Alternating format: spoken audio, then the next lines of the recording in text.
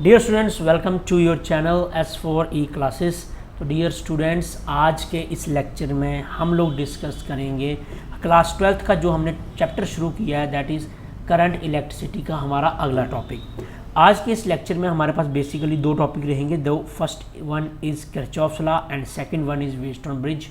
दोनों के दोनों क्वेश्चन जो हैं वो एग्जामिनेशन पॉइंट ऑफ व्यू से बहुत इंपॉर्टेंट हैं और दोनों आपको आने चाहिए। लेक्चर शुरू करने से पहले मैं आपको बता दूं कि अगर आपने हमारे चैनल को सब्सक्राइब नहीं किया है तो जल्दी से जल्दी जाइए और हमारे चैनल को सब्सक्राइब कीजिए। आप हमें इंस्टाग्राम पे भी फॉलो कर सकते हैं, आप हमें टेलीग्राम ऐप पे भी जो है वो फॉलो कर सकते हैं। इंस्टाग्राम पे फॉलो करने के लिए आप लोग क्या करेंगे, हमें इंस्टाग्राम में टाइप करेंगे S4E क्लासेस और आप हमारे चैनल में पहुँच जाएंगे। और टेलीग्राम में आप S4E स्पेस क्लासेस लिखेंगे तो आपके पास हमारे चैनल पे जो है आप ज्वाइन हो जाएंगे। तो चलिए शुरू करते हैं हमारा आज का लेक्चर। तो डियर स्टूडेंट्स, हमारे पास क्या है आज के लेक्चर में, हमारे पास टॉपिक जो है वो है what do you understand by Kirchhoff's law. देखिए, आपको ओम्स लॉ जब निकला तो उसने हमें रेजिस्टेंस किसी सर्किट का पता कर दिया, कितना करंट उसके अंदर फ्लो कर रहा है वो पता कर दिया, और वोल्टेज जो V इक्वल टू, क्योंकि IR उसकी स्टेटमेंट थी, V इक्वल टू IR, तो आप यहाँ पर वोल्टेज पता कर सकते हो, आप यहाँ पर करंट पता कर सकते हो जो फ्लो कर रहा है, और आप यहाँ पर रेजिस्टेंस फ्लो जो बन रहा है वो पता कर सकते हो। लेकिन थोड़ी देर के बाद जब कॉम्प्लेक्स सर्किट्स आना स्टार्ट होंगे तो हमारे लिए हो गया मुश्किल। ठीक है, तो इसी के बाद हमारे पास एक साइंटिस्ट थे जिनका नाम मैं लिखना चाहूँगा यहाँ पर उनका नाम था GUSTAV, गुस्तव। ठीक है, गुस्तव रॉबर्ट किरचॉफ्स। ठीक है, इन साइंटिस्ट ने क्या किया, ये एक जर्मन फिजिस्ट थे। इन्होंने क्या किया, 1842 की बात है ये, 1842 में इन्होंने क्या किया, इन्होंने हमारे पास क्या किया, दो तरह के रूल्स जो हैं वो हमें दिए थे जिन्हें आप लोग किरचॉफ्स लॉ के रूप में जो है आजकल जानते हैं। तो दो लॉ हम इसमें डिस्कस करेंगे किरचॉफ्स के, जो कि बहुत ही इंपॉर्टेंट है, दोनों के दोनों जो हमने पढ़ने हैं। तो किरचॉफ्स लॉ का फर्स्ट जो लॉ है उसमें अपने स्टेटमेंट देखिए, अगर आप देख पा रहे हैं ये फर्स्ट लॉ है। फर्स्ट लॉ में क्या है, इसे फर्स्ट लॉ को जो है आप जंक्शन रूल भी कहते हैं, जंक्शन रूल। ठीक है, जंक्शन रूल क्यों कहते हैं, देखो जंक्शन कब बनेगा, जब भी एक पॉइंट ऐसा हो जहां वायरिंग हुई हो, जहां आपके पास 3 या 3 से ज़्यादा तारें जो हैं वो टच कर रही हों, या कंडक्टर जिसे बोलते हैं आप उस पॉइंट को क्या बोल देते हो, ये क्या है, हमारे पास एक जंक्शन है। तो फर्स्ट लॉ की बात कर रहा था मैं आपके सामने।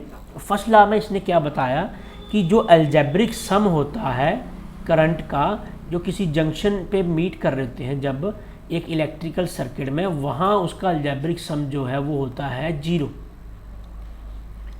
यानी कि किसी एक जंक्शन पे जो है वो करंट अगर आपका ऐसे इस तरह से तारे हैं, तो यहाँ पर ये सपोज करो दिस इज़ योर J, तो J पॉइंट पर आपके पास यहाँ पर करंट की जो वैल्यू होगी वो होगी 0।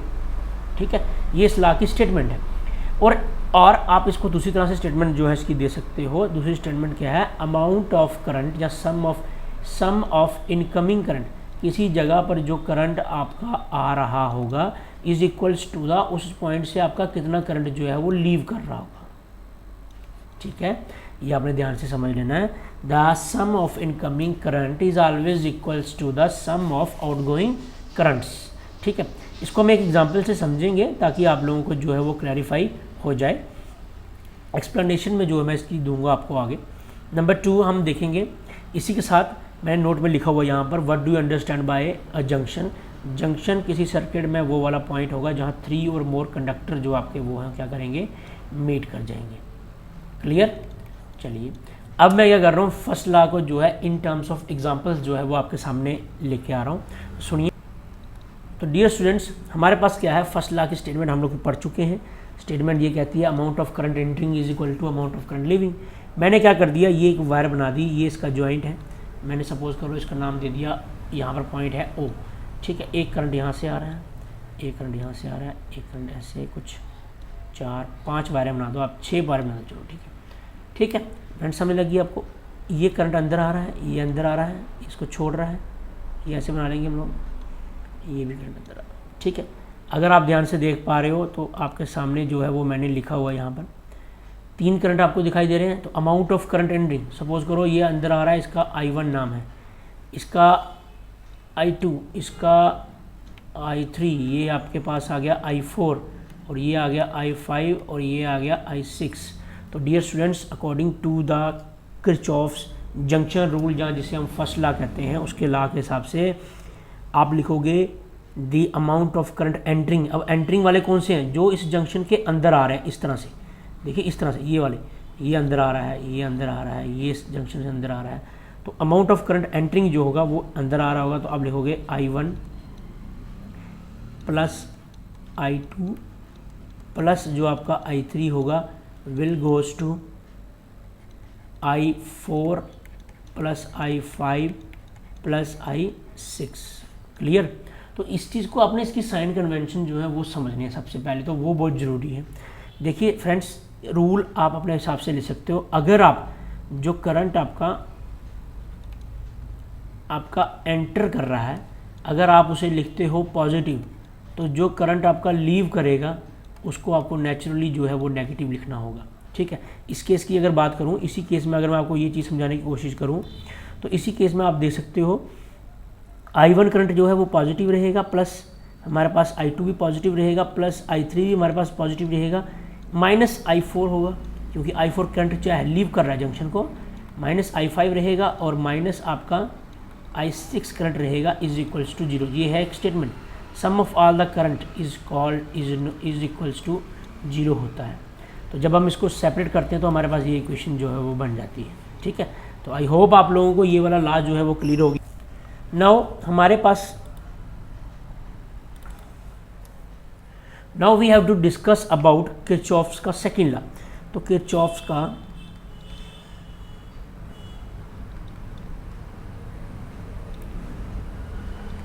सेकंड लॉ हमने डिस्कस करना है। इसी लॉ को लोग लूप लॉ भी कहते हैं, लूप लॉ, लूप रूल भी कहते हैं इसे लोग। ठीक है? जहाँ फिर इसको कहते हैं किरचॉफ्स का सेकंड लॉ। ठीक है? आपने ध्यान से इसको समझ लेना है, ये सबसे इंपॉर्टेंट लॉ है जो समझना है। अगर स्टेटमेंट की बात करूँ तो स्टेटमेंट, दोस्तों स्टेटमेंट इसकी बहुत ही सिंपल है। स्टेटमेंट ये है कि अलजेब्रिक सम जो है, ऐसे लिखूंगा मैं, अलजेब्रिक सम, ये समेशन आ गया अलजेब्रिक सम का, of the potential around a close loop is equals to 0। देखिए ये आपने जो लूप लेनी है वो क्लोज्ड होनी चाहिए, कंडीशन इसकी यही है।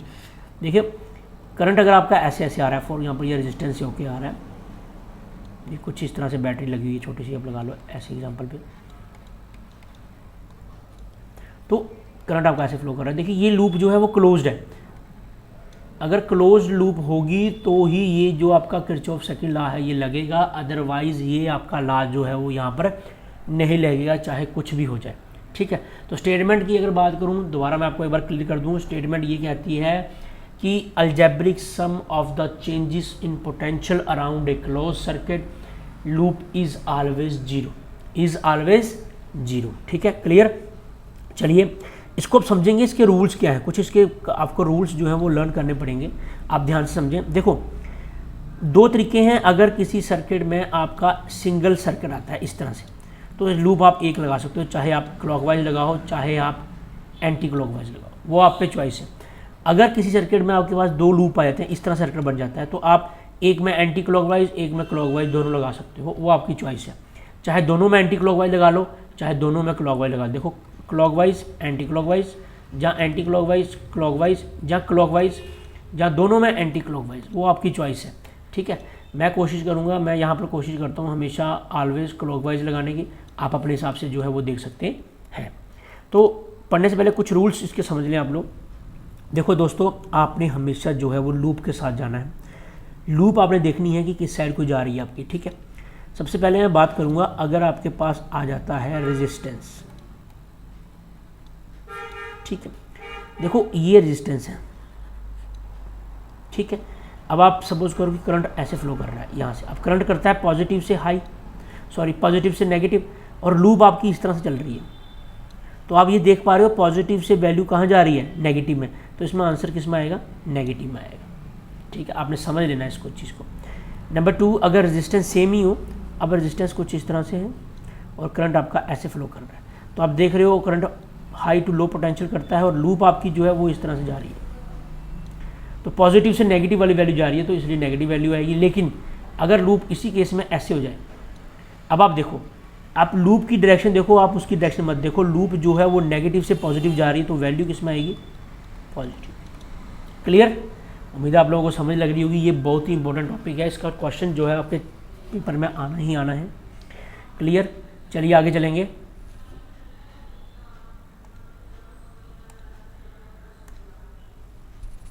अब आगे समझिए, अगर आपके पास क्या हो जाए, अगर दोस्तों आपके पास आ जाए सेल। अब सेल का स्ट्रक्चर क्या होता है, ये ठीक है, सेल इस तरह से आ जाए। अब सेल का ये टर्मिनल होता है पॉजिटिव, ये टर्मिनल होता है नेगेटिव। अगर लूप आपकी ऐसे चल रही है, ठीक है, आप क्लॉकवाइज समझ लो, तो वैल्यू आपकी क्या हो रही है, जैसे कि मैंने पहले बताया नेगेटिव, क्योंकि पॉजिटिव से नेगेटिव वाली साइड जा रही है। और अगर सेम यही केस हो आपका, अब लूप इस तरह से हो तो वैल्यू आपकी नेगेटिव से पॉजिटिव जा रही है तो आंसर आएगा पॉजिटिव। क्लियर? सेल हो गए, ये आपका रेजिस्टेंस मैंने बता दिया। दोनों ये टॉपिक जो हैं वो आपने समझने हैं और अपने आप को अपने दिमाग में जो है वो सेट कर लेने हैं, ताकि आपको कोई भी क्वेश्चन जो है वो निकालने में परेशानी ना हो।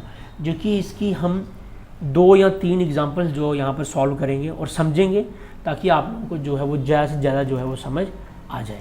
ठीक है स्टूडेंट्स, चलिए शुरू करते हैं हमारा क्वेश्चन आज का। जो सबसे पहले इसका मैं जो आपको एग्जांपल समझाने वाला हूँ वो हम समझेंगे, तो चलिए समझते हैं। Students, we have a circuit. आप अपनी मर्जी से जो है वो लूप बना लो। चलो मैं पहले आपको सिंगल में समझाऊंगा। तो मैंने ये एक लूप बना ली है, ये रेजिस्टेंस है मेरे पास, ठीक है।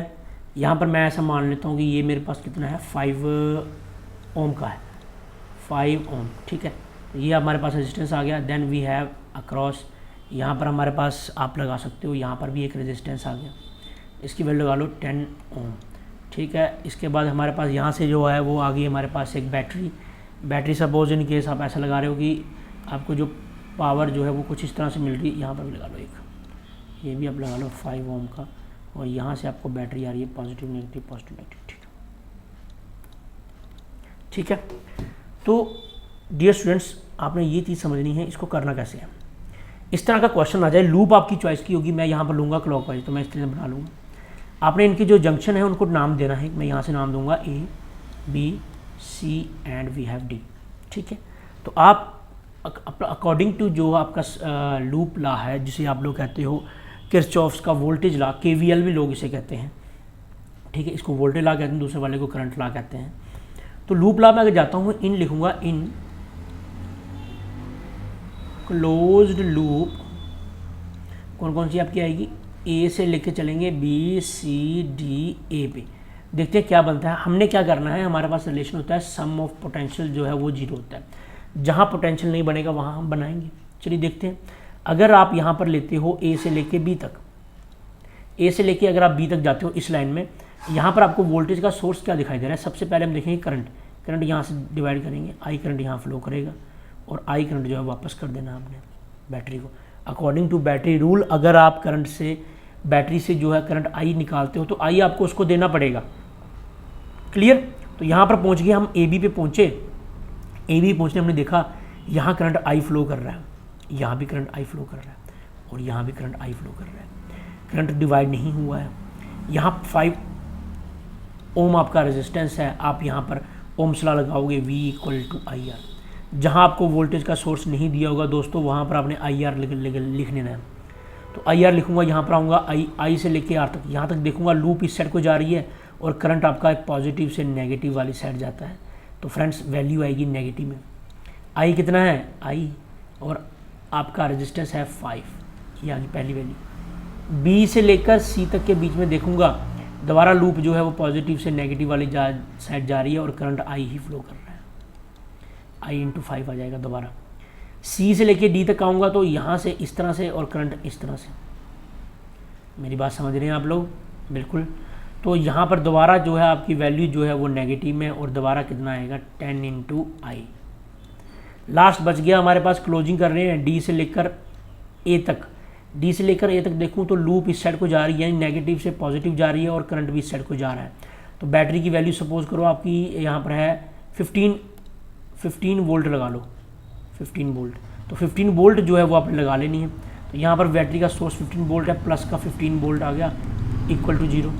अब यहाँ से करंट की वैल्यू आप निकाल सकते हो, -5I और -5i -10i plus 15 equal to 0। This implies 5, 5, 10 और 20 -20i plus 15 equal to 0। This implies 15 equal to 20i। This implies i हमने निकालना है 15/20 इक्वल टू i, और जो i आपका निकल जाएगा वो कितना निकलेगा 3/4, तो i इक्वल टू 3/4। ये आपका करंट की वैल्यू आ गई। आप इसको सॉल्व कर सकते हो साइड में, मजे से आपका क्वेश्चन निकल जाएगा। तो ये जो आंसर आएगा वो एम्पियर में आएगा। This is your required answer for the question.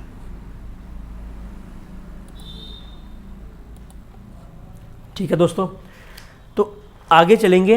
अब एक न्यू जो है वो क्वेश्चन इसका करेंगे ताकि हमें जो है वो क्लैरिफिकेशन और मिल जाए। 2 वाला आपको सर्किट एक समझाऊंगा मैं, ताकि आप लोगों को जो है वो इसके बारे में थोड़ा पता चल जाए। देखो मैं आपके सामने एक डायग्राम और बना रहा हूँ। यहाँ से हम लोग डायग्राम बना रहे हैं, इस तरह से देखिए आप लोग एक बार देखेंगे इसको अच्छे से। यहाँ आपके पास आ गया एक रेजिस्टेंस ये, तो यहाँ से एक और रेजिस्टेंस की वैल्यू, यहाँ पर इस तरह से आप बैटरी लगा लो, एक सेल लगा लो। चलो ये हमने सेल लगा लिया, ठीक है। तो ये सेल जो है इसका EMF जो है वो E1 है। ओके क्लियर, ठीक है, समझ लेना ध्यान से आपने। यहाँ रेजिस्टेंस है R1। अब मैं यहाँ वैल्यू नहीं दे रहा हूँ, अब आपको ऐसे समझा रहा हूँ, ठीक है, ताकि आप लोग जो है वो समझ सकें। E1 सेल है तो इसका इंटरनल रेजिस्टेंस R1 लगा लो संभाल, अगर आप लगा सकते हो तो बेस्ट रहेगा आपके लिए, ठीक है। यहाँ पर पहुँचते ही यहाँ पर ये रेजिस्टेंस जो है इसका नाम डाल दो आप R3 इसलिए क्योंकि इसके साथ एक स्ट्रक्चर और बनाने वाला हूँ ये कुछ इस तरह से। यहाँ भी आप एक सेल लगा दो, नेगेटिव पॉजिटिव, ठीक है। इसका EMF E2 लगा लो, इसका इंटरनल रेजिस्टेंस R2 लगा लो, क्योंकि मैंने आपको पहले ही बोला था सेल के साथ इंटरनल रेजिस्टेंस तो होगा ही होगा। क्लियर, ठीक है। यहाँ से करंट नीचे, यहाँ से इस तरह से, वो एरो आपने बाद में वैसे देने हैं, बट मैं आपको ऐसे ही सिखा रहा हूँ तो आप देख लें एक बार। तो आपने क्या करना है, इस क्वेश्चन को सॉल्व करना है और बताना है कि क्या क्या चीज़ें जो हैं इसमें आने वाली हैं। देखो दोस्तों, आप अगर देख पा रहे हो तो सबसे पहले इसकी लेवलिंग करेंगे हम लोग। यहाँ पर A लिखेंगे, यहाँ पर लिखेंगे B, यहाँ लिखेंगे C, यहाँ लिखेंगे D, यहाँ लिखेंगे E, ठीक है, और यहाँ लिखेंगे F। क्लियर, लूप बन चुकी हैं। हमें ये पता चल रहा है कि इसको सॉल्व करने के लिए हमारे पास 2 पार्ट है, एक ये वाला पार्ट है, एक ये वाला पार्ट है। तो दोनों पार्ट हैं, एक ये वाला पार्ट है, एक ये वाला पार्ट, दोनों हमें सॉल्व करने होंगे। मैं क्या करूँगा इस केस में क्लॉकवाइज जो है वो लूँगा स्ट्रक्चर, और आंसर जो है वो निकाल के दिखाऊँगा आपको। चलिए देखते हैं क्या बनता है आंसर। अब आंसर करने से पहले दोस्तों आपने एक बात याद रखनी है, आपने इस पर करंट जो है वो बनाना है, ठीक है। तो करंट किस तरह से बनाएंगे, मैं यहाँ से जा रहा हूँ, इस सेल से जो है करंट आपका निकला। सपोज करो सेल E1 है तो करंट I1 यहाँ से निकला। अब I1 करंट इधर जा रहा है, यहाँ आने के बाद यहाँ पर क्या बन जाएगा, एक जंक्शन बन जाएगा। अब जंक्शन बनने के बाद अब आपके लिए थोड़ी सी परेशानी हो सकती है, करंट ये आपने कहाँ से डिस्ट्रीब्यूट करना है। इसका करंट यहाँ चला गया, चलो ठीक है, क्लियर है। तो ये आपका I1 भी यहाँ पर आ गया। आप इस बैटरी को जस्टिफाई कर पा रहे हो। लेकिन अब आपने समझने वाली बात ये है कि इससे बैटरी से भी तो करंट जा रहा है। तो मान लो कि इधर E2 है तो I2 करंट जा रहा है, इधर से भी करंट आ रहा था I1, अब इधर से भी आना स्टार्ट हो गया I2। अब इधर से भी आ रहा है, इधर से भी आ रहा है, तो बाहर कहाँ जाएगा, इस साइड को। इसलिए मैंने ये एरो नीचे बनाया था ताकि आप लोगों को समझ लग सके, ठीक है। तो यानी यहाँ पर जो करंट होगा वो I3 होगा, लेकिन I3 किस तरह से होगा, सम ऑफ, बिल्कुल सही, सम ऑफ I1 प्लस I2, दोनों को सम करेंगे, तीसरा जो करंट आएगा, because sum of current entering is equal to current leaving. Okay clear. तो इसके साथ बैटरी का I2 करंट इसको वापस मिल जाएगा। यहाँ दोबारा जो है इनकी डिवाइड, जो I3 यहाँ से आएगा उसके 2 हिस्से हो जाएंगे, I1 इधर चला जाएगा, I2 इधर चला जाएगा, यहाँ क्या बच जाएगा आपका सिमिलर, ठीक है। Loop clear. अब करेंगे क्वेश्चन करने के लिए आप लोग क्या करेंगे, सबसे पहले हम लोग क्या करेंगे, ये वाली लूप लूँगा मैं ले रहा हूँ क्लॉकवाइज इस तरह से। तो सबसे पहले चलेंगे पॉइंट इन,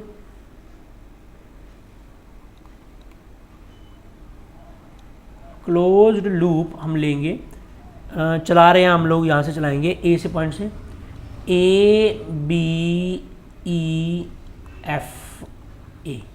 ABEFA लूप में जो है वो आपका क्या बन रहा है। चलिए देखते हैं। ए से लेकर अगर आप बी में जा रहे हो तो लूप आपकी कहाँ जा रही है, पॉजिटिव से नेगेटिव, वैल्यू तो आएगी नेगेटिव में। और रेजिस्टेंस आपका R1 है, करंट आपका I1 है, तो ये आ गया I इंटू R1। क्लियर, ठीक है। उसके बाद हम चलेंगे, लेकिन इसके बाद हम चलेंगे ए बी से हो गया। अब बी से लेके सी तक, बी से लेके सी तक देखूँ तो करंट जो है वो दोबारा पॉजिटिव से नेगेटिव वाली साइड एंड वैल्यू दोबारा नेगेटिव। तो नेगेटिव में क्या बन जाएगा आपका, ये जो रेजिस्टेंस है इसमें से करंट जा रहा है I3 और इंटरनल रेजिस्टेंस का I3। अब पहुँच गए यहाँ पर ई से लेके एफ तक देखेंगे, करंट का ही सोर्स है, ओनली करंट का सोर्स है, नो सोर्स ऑफ वोल्टेज, तो यहाँ कुछ नहीं आएगा। फोर्थ जाएंगे एफ से लेकर ए तक, यहाँ पर क्या है, नेगेटिव से पॉजिटिव और लूप भी ऊपर को, तो वैल्यू पॉजिटिव में आएगी, ये आ गई वैल्यू पॉजिटिव में, वैल्यू पॉजिटिव में आ गई, पर रेजिस्टेंस क्या होगा, देखो यहाँ इंटरनल रेजिस्टेंस का सोर्स है अपना एक, तो यहाँ आ जाएगा आपके पास प्लस में आपका करंट इंटू रेजिस्टेंस, यानी I1 प्लस इंटू R1, और लास्ट में आपका सेल आ जाएगा E1 लिखूँगा इसको मैं, इक्वल टू 0। ये हमारे पास क्या बन जाएगी, फर्स्ट इक्वेशन बन जाएगी। इसको अच्छे से लिखेंगे तो बन जाएगी आपके पास I1, ठीक है, I1 इंटू R1, ठीक है, I1 into R1 plus I3 into R3, ठीक है, प्लस अब इसको हमने दोनों को उठा के जो है इधर कर दिया है, जहाँ, हाँ ऐसे ही मान लो, ये बेस्ट रहेगा सबसे आपके। I1 प्लस I2 प्लस हमारा पास I1 I3 और यहाँ माइनस आ जाएगा, सॉरी थोड़ा कैलकुलेशन में गड़बड़ी होगी, I into R1 equal to, देखिए आपने इनसे माइनस कॉमन लिया, ये प्लस का बन गया, ये प्लस का बन गया, ये माइनस का बन गया, और ये इधर चला गया, तो ये आ जाएगा आपका E1, और नेगेटिव में आएगा लेकिन माइनस माइनस आपके कैंसिल हो जाएंगे, तो यहाँ E1 बन जाएगा। ये आपकी बन जाएगी फर्स्ट इक्वेशन। क्लियर, चलिए आगे चलेंगे। तो इस तरह से देख पा रहे हैं हम, ठीक आ रहा है बिल्कुल अभी तक क्वेश्चन। नेक्स्ट हम लेंगे इन क्लोज लूप। अब वहाँ से स्टार्ट करेंगे जहाँ पर ख़त्म हुआ था, मैं बी से ले रहा हूँ, B C D E B, B C D B, तो बी से स्टार्ट करूँगा। बी में देखूँगा रेजिस्टेंस का सोर्स R2 है, और लूप हम ले रहे हैं क्लॉकवाइज में करंट जो है इससे उल्टा चल रहा है, यानी यहाँ से चल रहा है। लूप की वैल्यू आ रही है पॉजिटिव में क्या आ रहा है यहाँ पर, देखिए I3 करंट आ रहा है, जो कि I1 प्लस I2, आप ऐसे ले सकते हो, I1 प्लस I2 ब्रैकेट में, और यहाँ पर रेजिस्टेंस कितना है R2।